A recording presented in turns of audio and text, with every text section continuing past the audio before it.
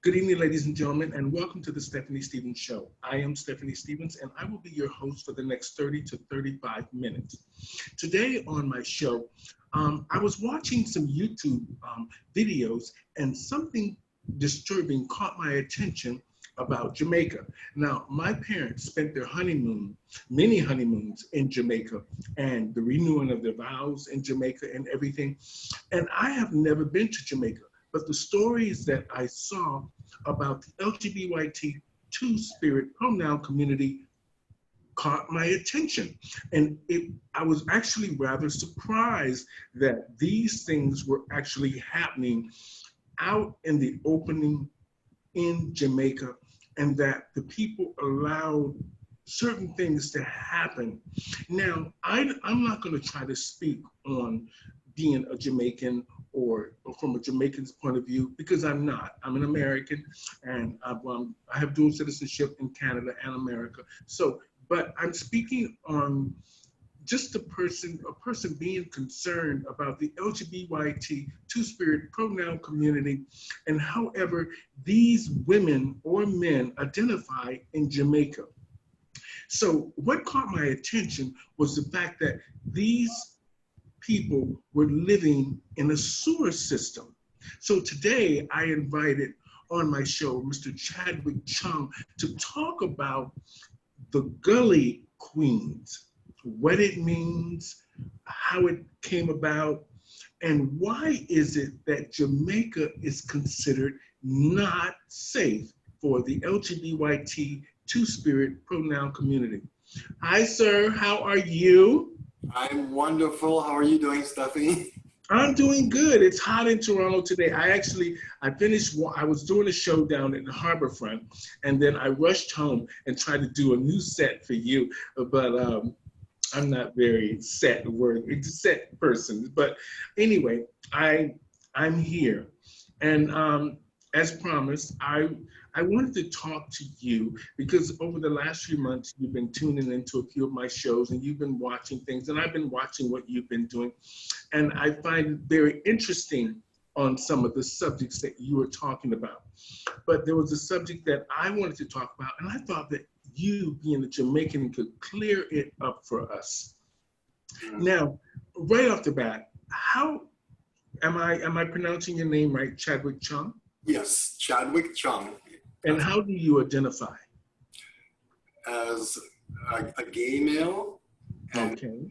As he, the pronouns, just the typical everyday male. Okay. So even for the gay community, that's how I identify. But out in the regular everyday public, it's just Chadwick. You know, okay. There's no specific, or I need the pride flag or the Jamaican flag. No, I'm just Chadwick. Okay.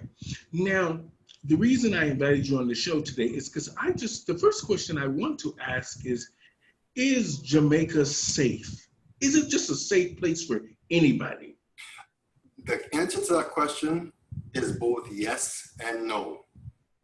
Yes, because it's gotten better over the years, a lot better. And even for the gay community in certain areas, I'm not going to speak for all areas because there are areas in Jamaica that I have never been, and I'm glad that I've never been there. So why is Jamaica safe? Because they're trying. They're trying to make it better. They're trying to get rid of the hostility. The bad thing is Jamaica is naturally a hostile country, and gay has nothing to do with it. It's just the way how things were, the poverty, oppression. They have the racism too, just like we do. And if you're poor, Black, living in the ghettos, that is enough to cause crime and murder. So throw gay into the mix, it just makes it worse. That's all it does. You don't have to be gay in Jamaica to get murdered. You can get murdered for anything. You stop at a traffic light certain times of the day, you better not look at that guy in the car, because you look at him the wrong way, you're dead. So this could be a straight man just looking over. So that murder has nothing to do with gay. It's because you looked at me wrong. I was also told that sometime in the 80s and the 90s, at certain times, like 6, 7 o'clock at night, you cannot stop at this traffic light. You have to go through it. But during the day, you can.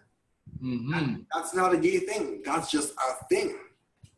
Okay, so overall, Jamaica's relatively safe sometimes and in certain spots, and you just have to choose how you gauge your interaction with the people of Jamaica. Exactly. Okay. Now, what caught my attention on YouTube was a group of individuals. Do you guys have an LGBT community in Jamaica? We do now. And actually, ours is called P-Flag. And that means, no, not P-Flag, J-Flag. J-Flag is a Jamaica form for lesbians, all sexuals, and gays. No, P-Flag is Canada. J-Flag is Jamaica. And that community is pretty much designed for people that are having it really, really tough. It's for some people who are having a hard time coming out. It's for people who have been physically, emotionally, verbally abused. And the murders, it's like, we can't take this anymore. Where do we go? So that J-Flag it's like a last resort. It shouldn't be. It should be a first resort, because by the time you go there and need them, it's too late. So much damage has been done. And so, can I just ask this question? Why is it that the gay community in Jamaica is not more visible? Because of the fear of being targeted. You go to school and you have someone who supposedly looks gay, your target. So if you look gay and I'm your friend, I need to stay away from you, because if I am friends with someone that looks gay, what does that say about me as a straight person? That's how the straight guy looks at it. I don't want you guys harassing me just because he got off the same bus with me. So guess what? Goodbye friendship. You're a nice person, but you need to go, because they're going to do to me what I know they're going to do to you. So that's where the tension starts. But as you're saying, why is it like that? Okay, it's a Christian country. I've been told that Jamaica has more churches in like in a 40-mile radius than places in Ontario would have. And I thought, well, I didn't really pay attention to how many they have, but there's a lot of history. So because of that, they teach you the Christian things in school, at home, in church. Those are the big three, which is why you can't speak patois in school, home, or church. It's that respecting. Now you throw gay into the mix and you say, that person outed me. I didn't want to come out. They outed me. Now I'm the humiliation of school. I got kicked out of school for being gay. The school calls the parents. We don't want your child here anymore because according to what we were told, they're homosexual. Now the parents are stuck with that. They are faced with the ridicule. Why are you raising your son to be that way? Now the parents say, I don't want you home either. The church doesn't want you. So that's where they end up in the gullies, because they're rejected by everywhere in society. Okay. Now, the Prime Minister of Jamaica is a woman. Am I right? I don't know. Well, no, I think that's Andrew Holness. The female, the one you saw was Portia Simpson. Yeah, that's who it was at the time. So when the Gully Queens were recorded at that time, she was the Prime Minister, yes. Okay. Now, I just want to focus on the Pride Committee for just a minute. The gay, what do you call it? The G flag in Jamaica? J flag. Okay, G flag. Now, in Jamaica, now is this? Do they actually have an office? Do they have a working office? And do they have an outreach program? Yes and no. Yes, they have it, but they don't advertise it because haters will find the place, go in there and shoot people because of what it stands for. So you might have a straight person volunteering to help whatever. The majority of people there would be gay, of course. But what if you had a straight person that says, I'm willing to help? And they advertise where they're located. All of a sudden, gay people are afraid to go there because now that that address is there, mobs are going to surround the place, throw gasoline on the place, and burn it while people are in there. And they were going to say, we don't want that Lgbytqia business. And it's just going to cause more hostility. So to find them, it's more like an underground thing. You remember the days where you want to get into a gay bar, you have to knock a certain way for them to let you in? Mm-hmm. That's how J-Flag is right now. Unless it got better since I was there the last time. But you can't be safe looking for it because people are looking to cause trouble with you. Well, you know, I found that now that you said that you have to knock, I found that rather strange. I actually, when I was in Ottawa doing the show, I was working with a performer, and she told me she had to go somewhere before the show. So we ended up stopping by the Ottawa Coalition for AIDS. And I found it strange that it was in a building, in the back of the building, and she actually had to ring a doorbell. I was shocked because in Toronto, that doesn't happen. You just walk right in the door, and everybody knows the address. That's and right. I found that this backward thinking thing has to go. But I understand safety is first, and I understand people want to help, but I understand that sometimes you just have to take the next step to make sure that the programs that you are offering, the people are able to access without fear and without any kind of drama. They should be able to walk into that place and access the services that are there for them. Now, the government should be looking into that in Jamaica, because if the program is there, that means that they gave them a permit to put this program in place. So they should provide security to make sure that the place is safe for people who are living in the situation that I saw in those gullies. Those are awful. Those young men and women should have access to proper health care and proper housing and some access to jobs, or some access to just the fact of that they're human beings, they have a place that they fit in and not in the sewer system. Why is it that it's called why are they called gully queens? Number one, it's because it is a gully that you have to go through this fence that has a cut in it, and you go down. It's pretty much sewage water. When it rains, all that water just floods the place. They have nowhere to go, really, because now, let's say that one of them needs something to eat. They got nowhere to go. They have no friends they can ask. They have no family anymore. The family ditched them. They can't go to the church and ask for help. No, you chose that lifestyle. This is not for you. You're going to hell. So now you think, okay, I need to earn some money. So they get the makeup and they do this on the camera in the gully, pretty much dressing up in drag, but they're not going to a stage show the way how drag queens here would. They're going out there now as male prostitutes, dressing up in drag. I need to earn money because I'm starving. These are the things that say, I would never do something like that. That's when you're home closeted. Once you're pushed out for being gay, just like a drug addict, you're doing the very thing that you said you would never do. So they are admitting, I don't like this life, but what choice do I have? If I don't do it, I'm going to starve and die. Well, you know, I found it rather strange. I think that sometimes, this is just from my opinion, sometimes I think when we have organizations, they have to just step up a little bit harder.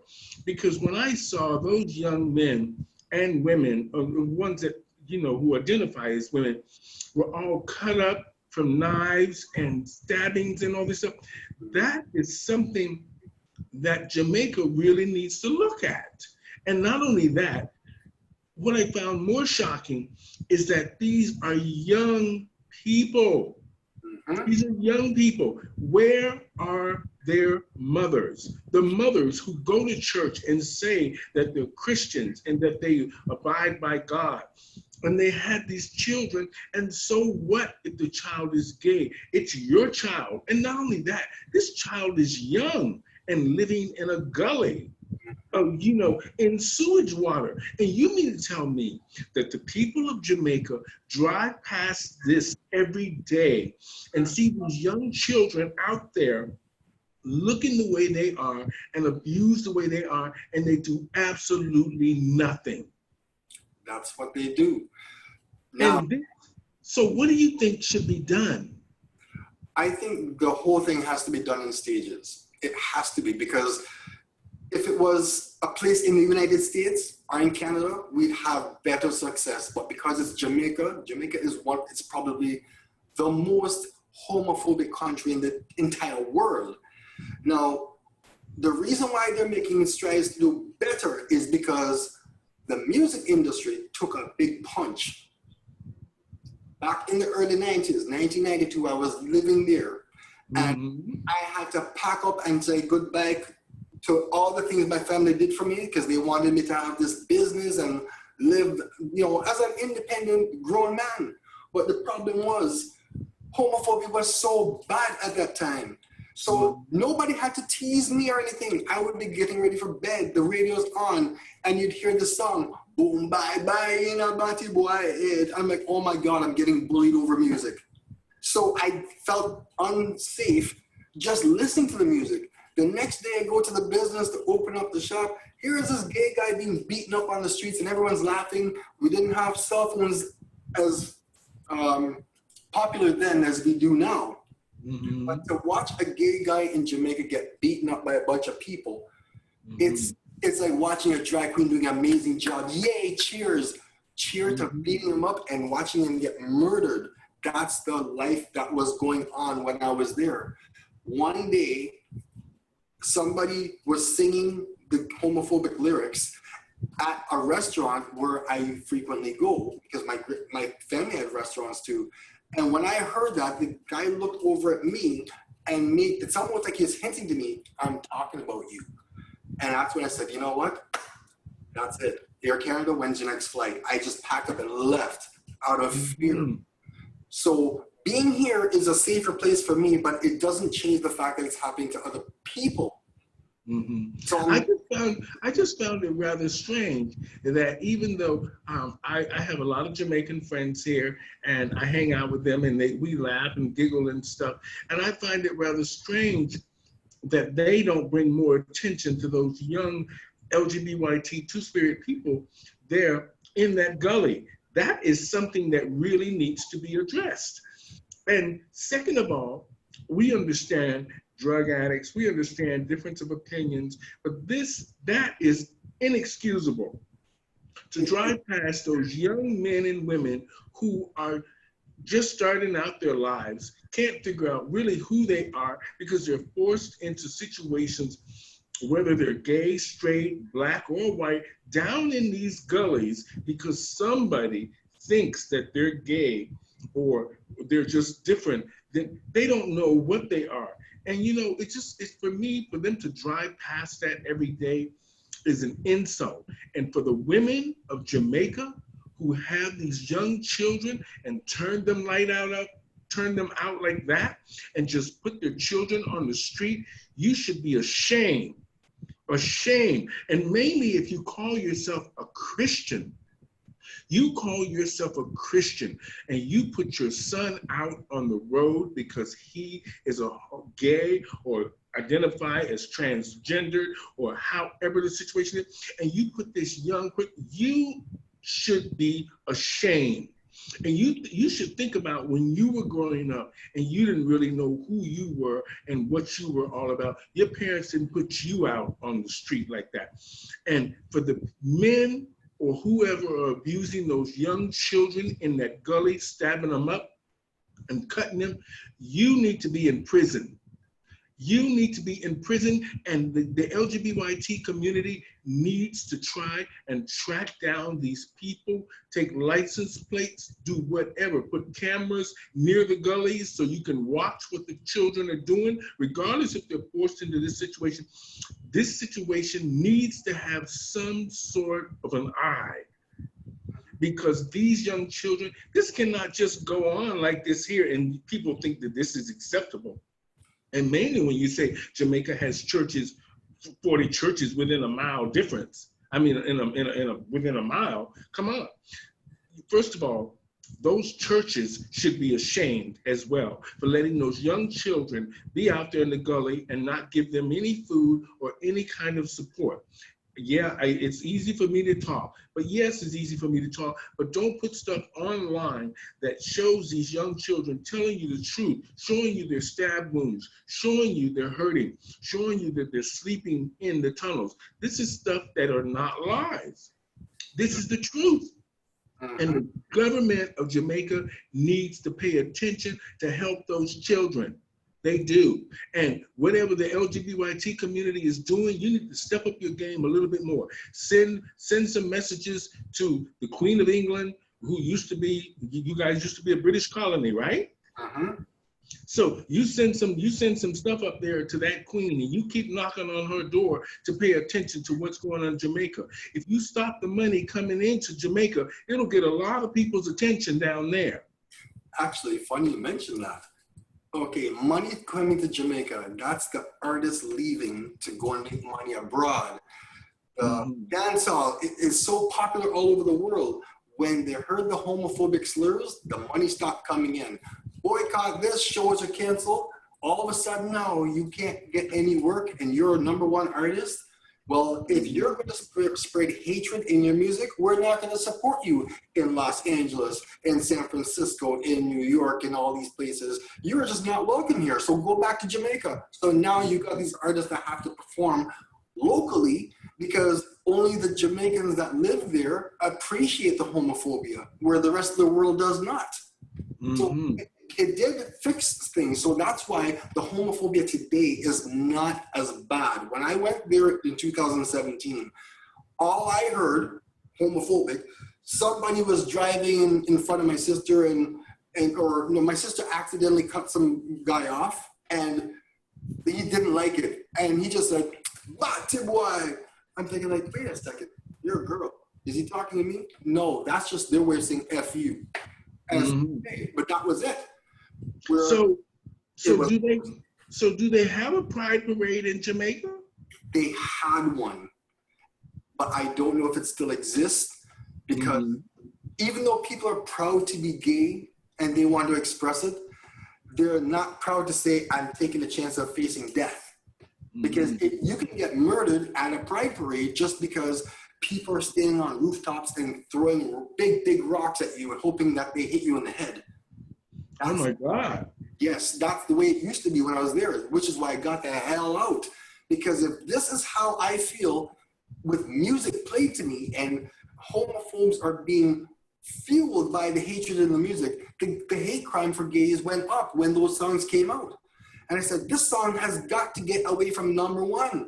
Why does the radio station allow them to say these things and not filter anything? That's well, I did notice the one guy, I can't remember what his name is. I think it starts with a B. And he was trying to go to New York to do a show.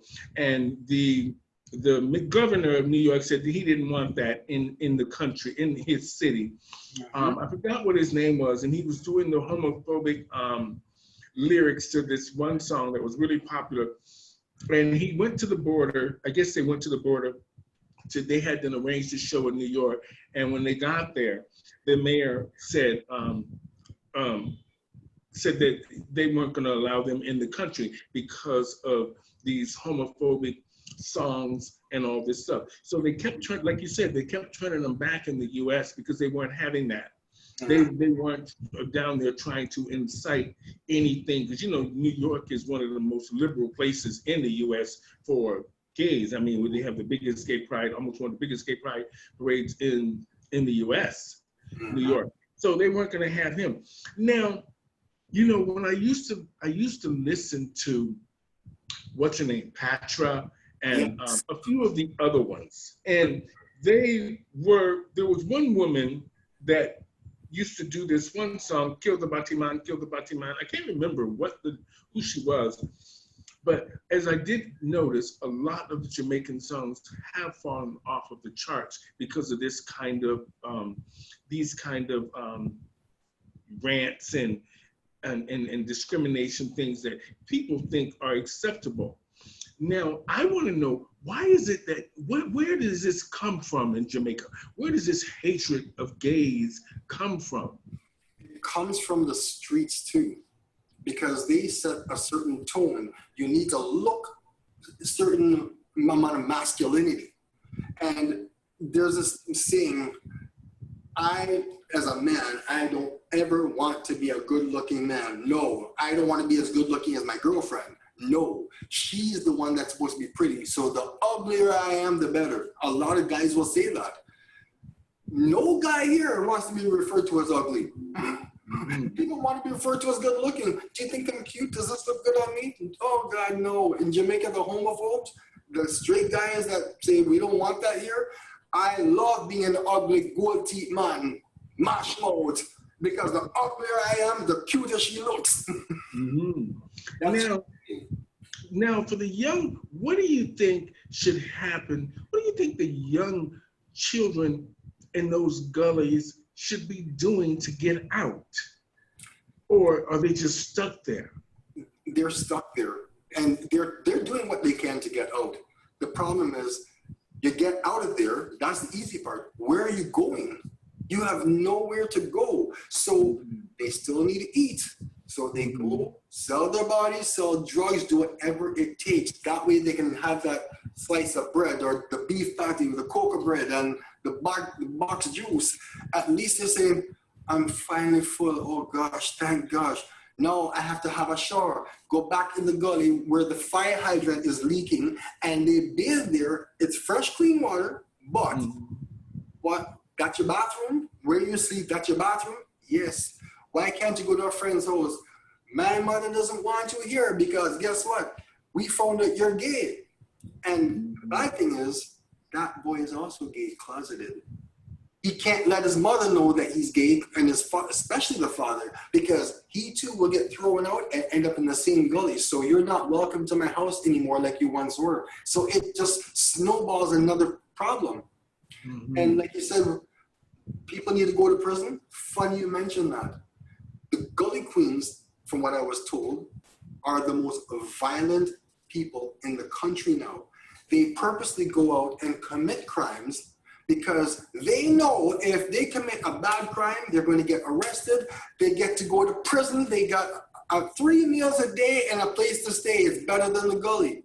So they will commit the crime to get out of the gully by being there. So now, if you're going to get stabbed and whatever, it's going to happen indoors. You're safe. That's the mentality.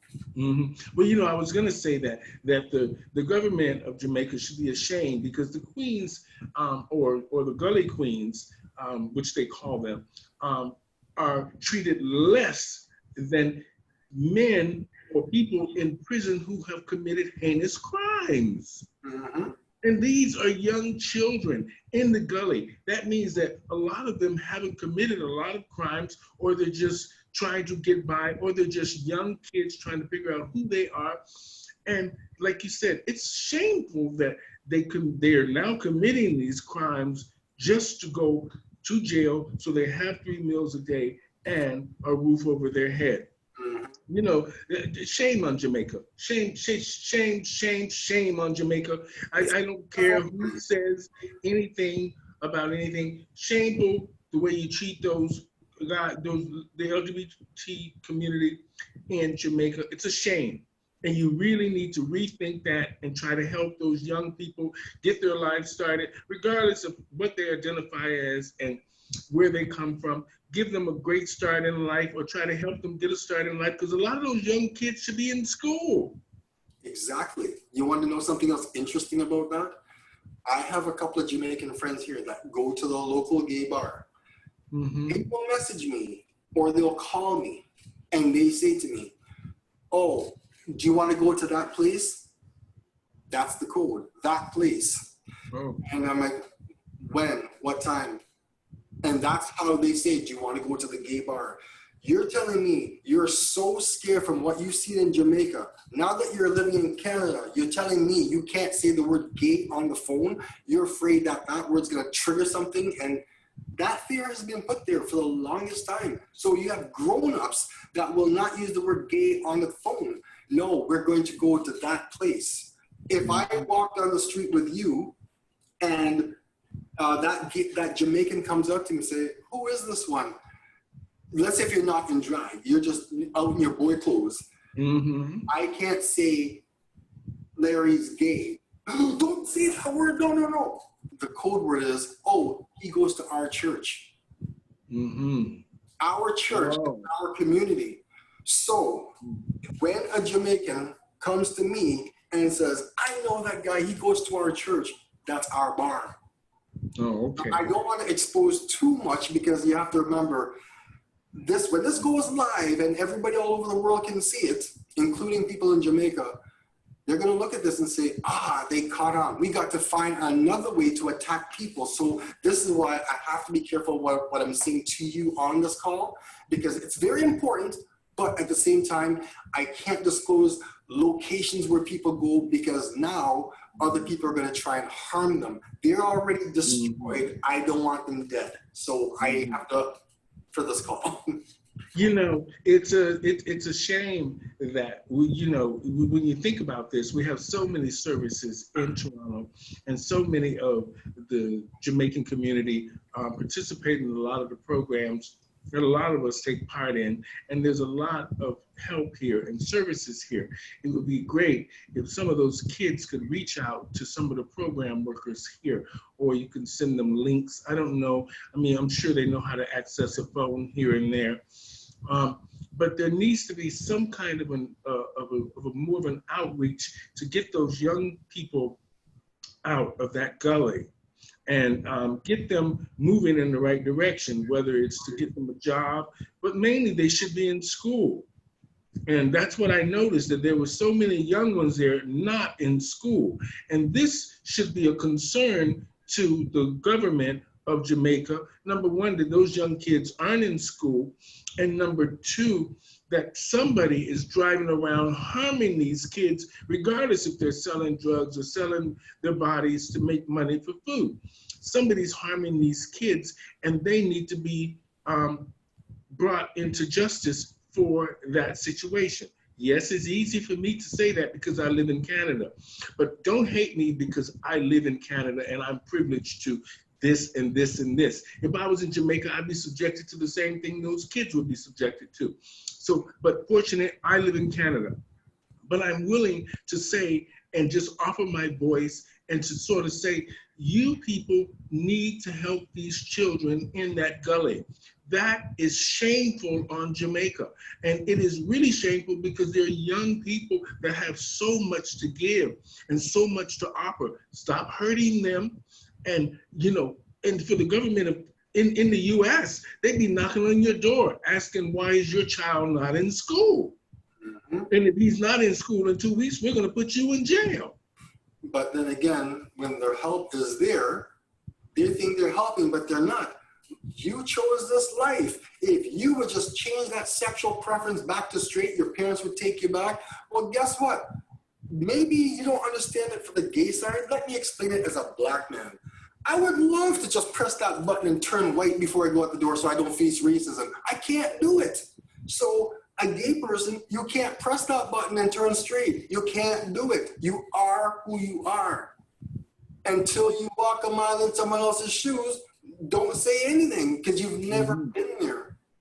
I understand that. But like I said before, Chadwick, sometimes you just have to take the next step.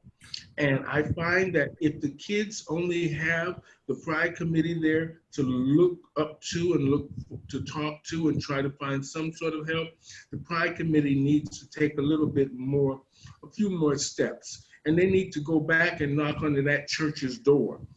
Because for a church to do those children the way they've done them, outcast them and not offer any services at all. Not that I'm saying every church in Jamaica has done that, but if those kids are living down there, that means that there's majority no help for them, nowhere that they turn. And not the church now. I mean, things have changed for the better. Like I said, I went there 3 years ago, and not a thing of homophobia was out there. They changed the music to something that's more pleasant. And because of that, the people became more pleasant. I said, okay, so you can twist homophobia to the point where you can get rid of it. Anything bad can turn good as long as you're willing to make that move.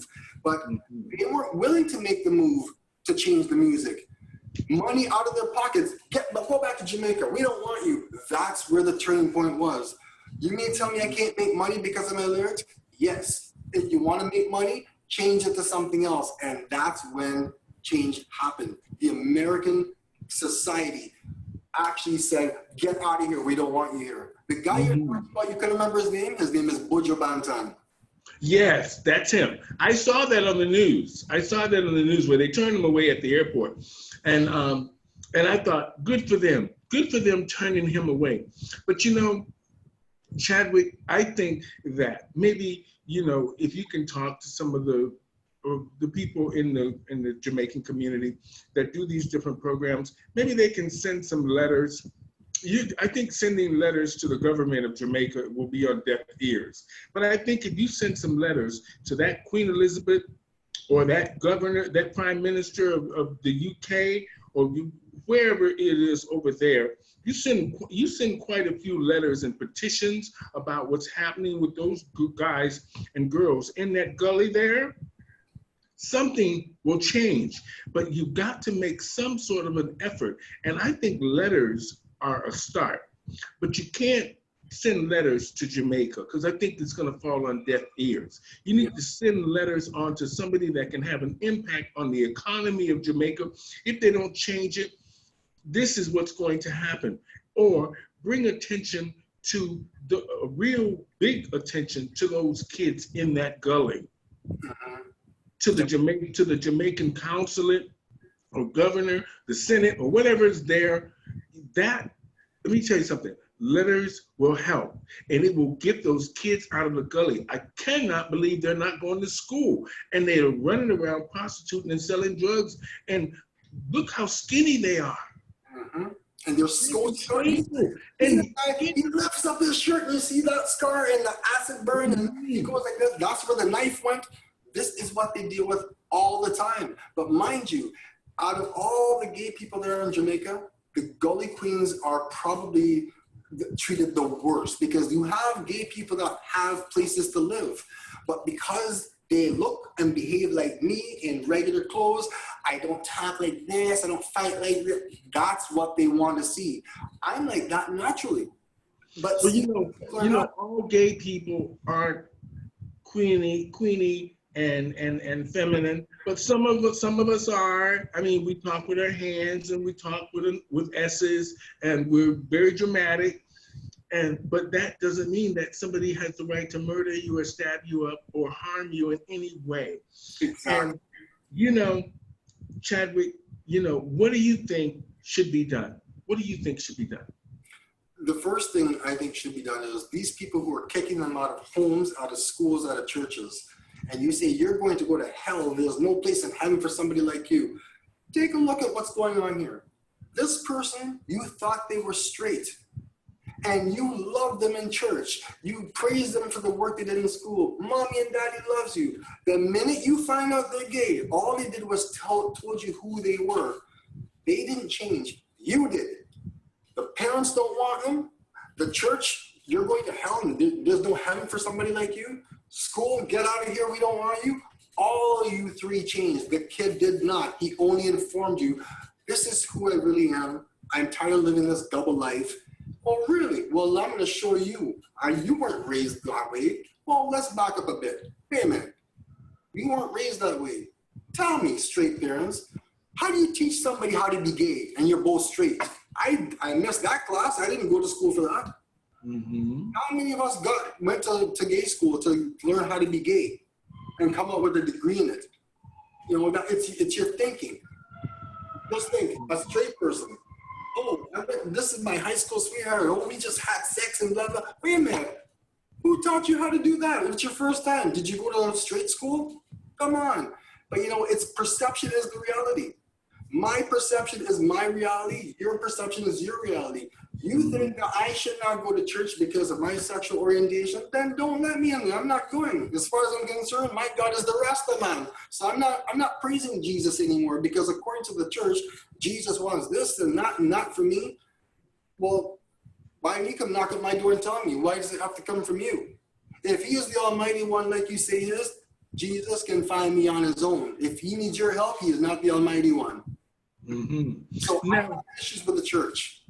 Now, where is this Gully? Where is this Gully thing located? Is it in Kingston? It's in Kingston. Actually, it's in New Kingston, from what I was told.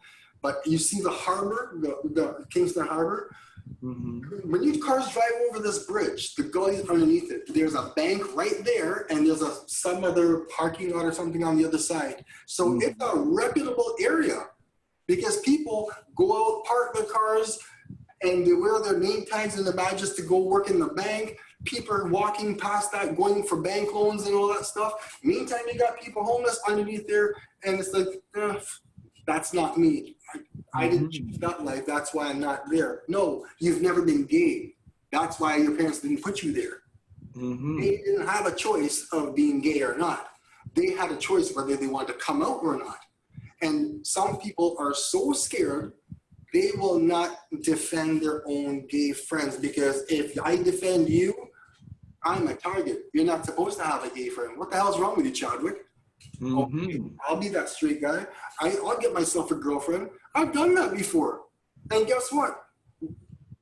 These girls end up loving me, but I don't love them the way they thought I did. I did it for a show, because this is what my family wants. This is what my church wants. This is what everybody around me wants. I did everything that everybody wanted, and I did nothing for myself. Okay. So I had to let her go, because nothing was happening. I knew nothing was going to happen. So what do you think, let's just say there's people abroad and watching this show, what do you think should happen? How does people get in contact to help these kids in these gullies? Because something needs to be done. How do you bring, what do you think, like, what's the first step you think should happen to try to help these kids? Because something has to happen eventually. And you made a good point on that. I think they need to have some kind of an outreach pride guide for people that are going to community centers, people that live in the gullies. You're down in the gully here, here's a pride guide, whatever. If you need to call a hotline, here's a toll-free number. Get a cell phone from somebody if you don't have one. There are pay phones that are still there that work. Just call and say, listen, I'm having issues. I need to get out of my situation. It should be anonymous. Have a post office box number, not an actual address, and you go to the post office box and pick up your mail. Do not put an actual mailing address, street number of that organization, because people will burn the place down whether you're in there or not, because they don't want to see people like you and me be equal to them. Why should this Stephanie Stevens drag queen have a job working beside me? Why should, and furthermore, look at my light brown skin. You got black skin. What are you doing working in this office? That's what, it's a hostile environment. But to get back to your question, you're in the gully. You should not be there in the first place. You should not be kicked out of your home just at 15, like a stray animal, to fend for yourself, because they don't understand you. So how will you understand somebody when you do something like that? You never will. And this is why I said in my previous videos on Facebook, you can educate the ignorant. You can't fix stupid. And too many people today are trying to fix stupid. You need to educate the ignorant. Once you do that, do you know more now than when I first started speaking to you? Yes, I've done my job. So what are you going to do about these gully queens? Do you want to see the place flooded and flooded and flooded of people so that water can't flow because it's full of gay people that are rejected?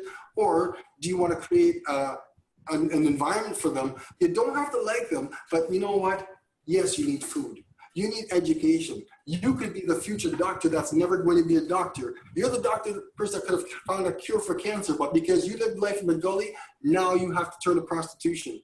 So all your dreams get thrown out. But even here, Do these people that live these men and women that live down in the Gully, does a doctor ever go down there to see what's going on with them? No, no, no. That's, Do they ever have any outreach programs that go down there? they have those programs, but they are not getting any success.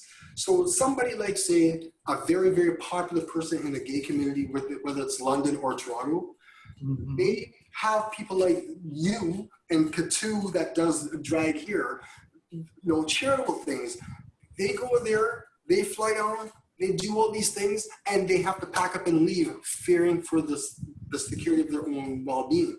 But that is a Jamaican that actually is able to live in the United States, happily, safe from all that. But yeah, you're in the United States now. You're living in New York. You don't have to worry about that. They do. They're still in the gully. You gotta get them out. Once you're out of the gully, now we can breathe and feel everything's okay. We're far from it. We're far from it. Mm-hmm. Okay, well, we're going to wrap it up here shortly. Hopefully, you brought some insight onto what the life is really like in Jamaica. The fact that it was easier for me to understand that Jamaica is really not a safe place. It's safer now, but yet it's not a place where you would just pick up and just be who you are, because it would put your life in danger in a lot of sense of even whether or not you're a tourist and they rob you and murder you, or you're a gully person that they just despise because you're homosexual.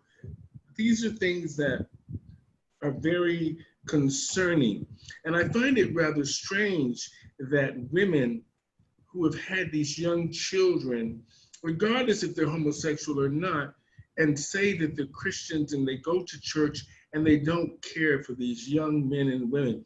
This is something that's astounding to me and shocking. I know it happens all over the world, but for it to happen so out in the open and nobody does anything about it is more shocking to me. Now, I think that the letter writing thing is a good idea. And I think now that everybody is on the internet and we have everybody's attention and people are watching things, I think sharing those videos with the right people continuously until you get somebody's attention, whether it's the ambassador to Jamaica or the city councilman of whatever this country or that country, or the human rights, the World Health Organization, whoever, writing letters, sending those video links from YouTube, I think will move a few people out of their chairs to do something. So I think, I'm going to, do what I can with just putting the word out that I'm not from Jamaica, but I'm a human being. And when I saw this, and mainly from our community, somebody has to, do something. Whether or not anything comes out of it, you have to try. So I'm going to see if I can send a few letters off to just a few people and see what happens.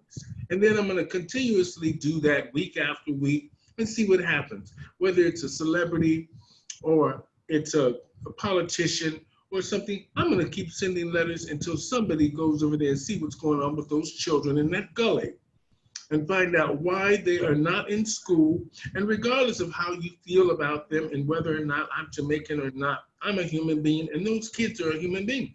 And I found it rather disturbing. And it's very upsetting that you stabbed the children up the way you did and did them the way you did them. That's just not good. So thank you so much, Chadwick, for talking to me today on the show. You shed some insight on it.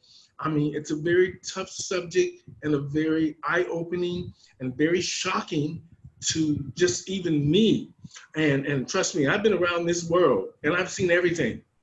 But for me to have seen those kids like that was shocking. I hope the government of Jamaica understands that they should be ashamed. And the Christians in Jamaica who run those churches and those organizations and not helping those children, you should be ashamed too. Yeah, just one thing before we end off. Let me just tell you where that life led me today living in London. When I went to Jamaica, I'm hated for gay. So I came back to Canada only to find out I'm hated for black. So I was not wanted anywhere. So when people see me with this attitude on stage performing, that's a lot of aggression from years of homophobia and racism combined. I had my head pushed in the toilet at school and flushed. And the guys would say, oh, look at him. He looks just like what, you can't tell the difference between him and Jeb. They look the same. Damn faggot. So, okay, you hate me for being gay or black? Both. So here, the gay community was taking Red Stripe and Appleton and throwing it down the drain saying, we don't want anything Jamaican in these bars because you guys are hatred. And Jamaica's like, we don't want anything to do with damn gay people. That's an American and Canadian thing. We don't have gays here. I'm on the fence. You're telling me to pick a side between my culture and my gay community? It reminded me of people who are mixed race. Black lives matter. No, you don't. All lives matter. You needed me to choose between my black mother and my white father? Yes, that's where people are. It's causing us to feel hostile. So when I get on stage and I put on a performance, I get nasty and vulgar because certain things remind me of where I was at that point. It's just a show, but something upset the apple cart in me. That's why I pushed it. So that's when I leave Chadwick at home and I turn into Miss Achin, because in Jamaica, Miss Achin is a Chinese thing. It's a stage thing. And they gave me that name, whether I wanted it or not, because you can't say, oh, Chadwick, he's that black guy. Excuse me, the whole bar's black. Can you be more specific? Oh, the Chinaman. Oh, the guy drinking the Appleton rum. Okay. It's not a racial thing. It's just an identity. That's where I can leave it. But you're right. The Gullys need work. Well, you know, it was great talking to you, Chadwick. You shined a lot of light on it, and you're very funny. And thank you so much for giving me some insight on what's happening in Jamaica with the Queens and the Lgbytqia two-spirit pronoun community. And hopefully something good will come from all of this, whether we get any real action. The fact that we can enlighten somebody, or somebody's watching the video and decides that they want to take action to help those kids in the Gully of Jamaica. We're going to have some success because you put it to light. I almost have to just kind of forget about it because I keep thinking, it doesn't matter what I say. Nobody cares. But when you said you want to do a video, I'm like, oh, hell yeah. Hell yeah. I've been talking about this for so long, and you're the only one that showed any interest to the point where we're doing a video about it. So I want to say thank you for inviting me to do this, because you showed interest that so many others did not care about it. Well, you know, sometimes people try to turn a blind eye to the obvious just to protect their own safety and well-being. But I have learned now that we have this voice during this pandemic. It's better to use it for good and do what you can, and to help others, and just be informative so that we all can stay safe. We can all feel like human beings. We can all feel wanted and loved, because we, you know, we're in this world to help each other and love each other. And when we see a problem, sometimes it's easy to turn and look the other way. And I've done it many times because I didn't want to get involved. But at the end of the day, somebody has to step up. So by me and you talking, this will go a long way to help some people out there, or make people think a little bit different, or maybe help people take action that probably should have been taken long ago.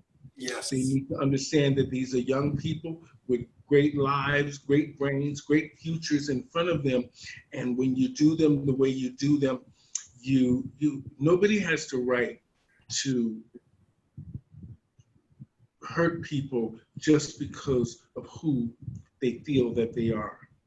That's right. So until next time, Chadwick, we will talk again. Yes. And, you know, and I love talking to you. So I will talk to you again. Ladies and gentlemen, on the show today, I had Mr. Chadwick Chung talking about the Gully Queens of Jamaica. We wanted to bring some light on the fact that these are young men and women living in the sewer system of Jamaica and living a sort of a very dangerous life. And hopefully we brought some light and insight to what is actually happening there with the Lgbytqia two-spirit pronoun community that the government of Jamaica seems to have turned a blind eye to. So hopefully this show will bring some light and open your hearts and open your minds and some of you to take action to help those kids in the Gully of Jamaica.